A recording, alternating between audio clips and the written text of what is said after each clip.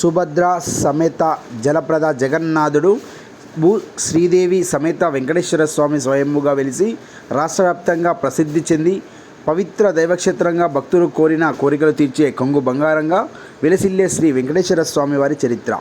మహబూబాబాద్ జిల్లా అనంతారం గ్రామ సమీపంలో ఎత్తైన కొండపై వెలిసిన శ్రీదేవి భూదేవి సమేత వెంకటేశ్వర స్వామిల భాగంగా స్వామివారి గరుడ సేవ, శేషవాహనంపై స్వామి వ్యవహరింపు, చక్న స్నానం, పవలింపు సేవ చూచే వారికి చూడముచ్చటగా కనిపిస్తుంది. ప్రకృతి అందాల నడుమ కొండపై నెలకొన్న అనంతారం వెంకటేశ్వర స్వామి ఆలయం నిత్యం భక్తులతో కిటకిటలాడుతుంది. స్వామివారి భక్తులు దర్శించుకొని అక్కడి ప్రకృతి సౌందర్యాన్ని పరవశించిపోతూ ఉంటారు. 11వ శతాబ్దంలో శాలివాహనులు ఇక్కడ శ్రీ జగన్నాథ స్వామి ఆలయాన్ని తమ కళా నైపుణ్యాన్ని ప్రదర్శించి ఆలయాన్ని నిర్మించారు. ఎత్తైన కొండపై ఈ ఆలయాన్ని నిర్మించగా చుట్టూ దట్టమైన అడవి, ఆలయం పక్కన పుష్కరిణి చూడడానికి ఆహ్లాదకరమైన వాతావరణం సాక్షాత్కరిస్తుంది.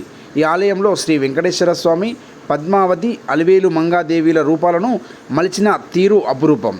ఈ ఆలయంలో రామస్తూపం నిర్మించారు. ఇంకా ఈ ప్రాంతం వివిధ కట్టడాలతో పాటు చుట్టూ పచ్చని చెట్లు, గుట్టలు, పుష్కరిణి నీటితో పచ్చని పంట పొలాల పర్యాటక కేంద్రంగా కూడా